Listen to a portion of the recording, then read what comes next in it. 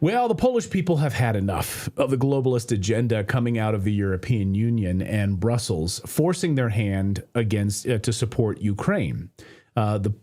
Poland's already had taken in millions of Ukrainians, and it's really turned their country totally upside down.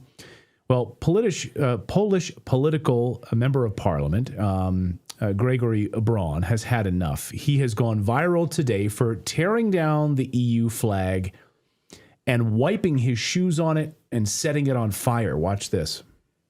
Tu jest Polska, tu jest Polska, a nie żadna.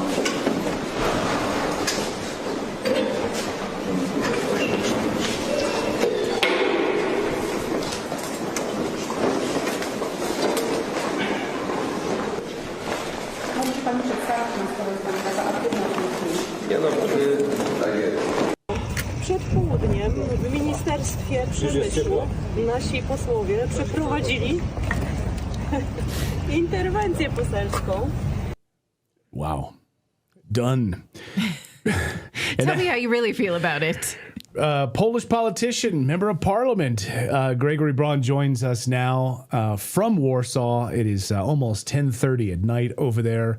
Grzegorz, great to see you. Welcome back to the show. Thanks for having me. God bless you.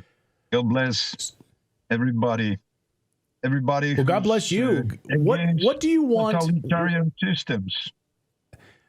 So you are angering a lot of people. You are angering the establishment. You're angering the globalists, saying we are done. I mean, can you explain why did you light this flag on fire? What do you want the world to know about and what the Polish people and how they are fed up with the European Union? Well, I want to know everybody that each of my compatriots, Polish people, paying their electric bills, paying money for electricity, they pay 40% for this Green Deal, this climate change, human cost idea, which is obviously ridiculous, which is non-science-based belief, religious belief, and everybody is paying money. And that is why I am against the European Union, which is a true inheritor. It is the real continuation of the Soviet Union and the Third Reich put together. You had Euro commies and Euro Nazis in the beginnings of this project. Walter Hallstein,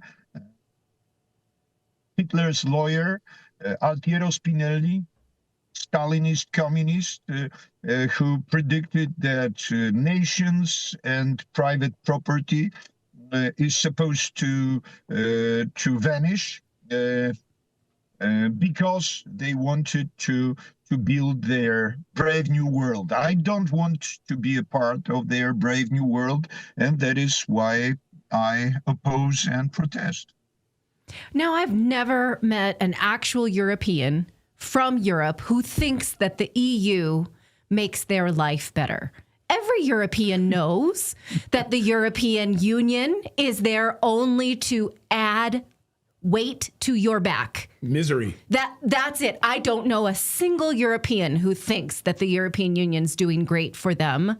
Yet the EU continues to publish these surveys saying people love us. They feel safe in the European Union. The Polish, not true. Absolutely. Now, the Polish have been asked to sacrifice. Sorry, go ahead, please. To confirm all your worst diagnosis that you can give about the European Union. My political action today, together with my friend, member of Polish Parliament, Roman Fritz, we visited the Ministry of Industry, which is actually the Ministry of Annihilation of our industry. And everybody knows that it's costly, that it's absurd, that it's also illegal because it breaks our constitution. But totalitarian systems have this quality of, staying around for much longer than they should. Right. So my question is, why don't more Europeans understand that when the media calls someone far right, what that means is that someone wants to break from the power structures that are hurting you. And so they should align themselves. Far right should be the calling card of the politician you should support. So what are the narratives that you fight to show people these globalist institutions hurt us? It's time to break them. Well, more and more people in Europe seem to understand better and better that this is, some Titanic that we are linked, that we are attached to. And it looked very nice. It looked very well as long as it stayed in the cardboard. Now it's heading to its future. It's heading. It's going down. All demographic, economic data numbers are showing that it's dead end. That it's no business anymore. It's simply doctrine, Euro-communist doctrine that is against human freedom and property and health. And it's the Brave New World. It's George Orwell and people, as other people who could see future earlier than the others. They described the European Union pretty well years ago. So now it's sad reality, and we have to oppose it. I think Brussels turned off the lights in your car because they're furious. They're furious about you standing for the truth. Now, Gregor, you have announced, I think back in January, you announced you are running for the presidency of Poland. True. That is why you can see me sitting in some car in the middle of nowhere, heading from cruising in between Polish cities, meeting my compatriots, and running for president. And it's very fruitful, this campaign, because obviously we are running against the establishment. I personally have 0 minutes, 0 seconds on major TV stations, but more and more people seem to, they seem relieved when they hear my message, down with commune, down with Euro commune. They just like to hear that normal life would be possible.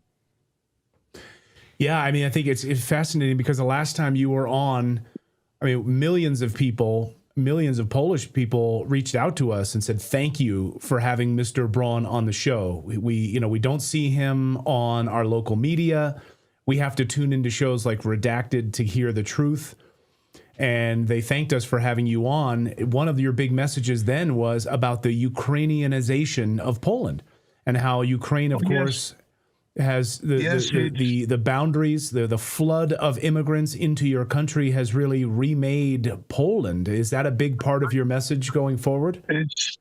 It's a grave danger coming from the east and from the west, because we are in between. The European Union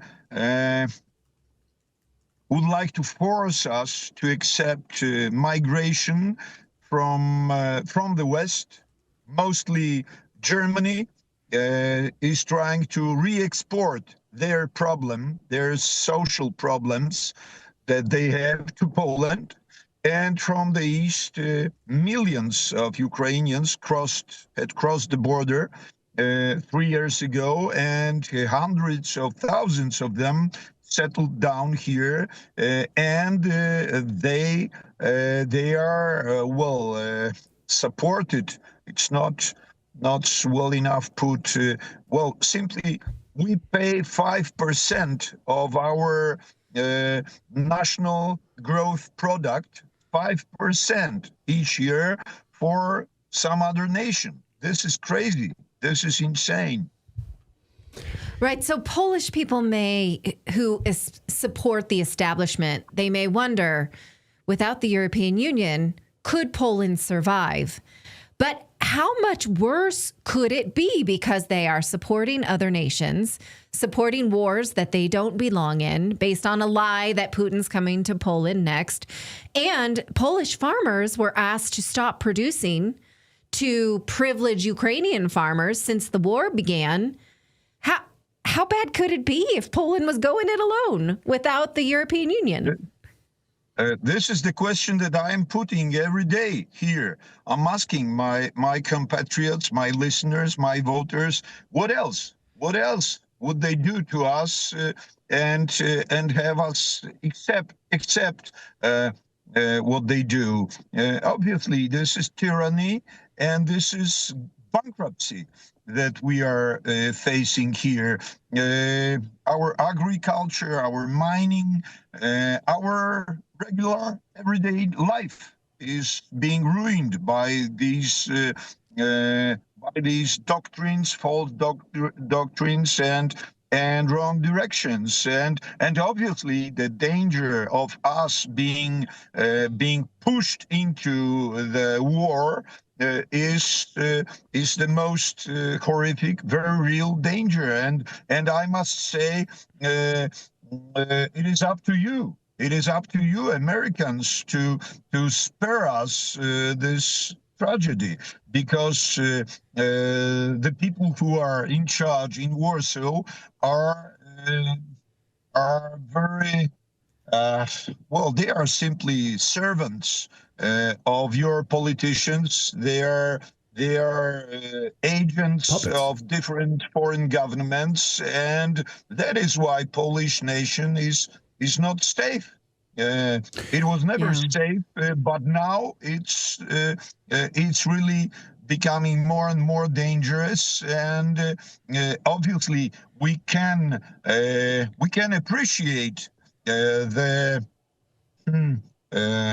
movement, this wind of change that is coming from the United States of America.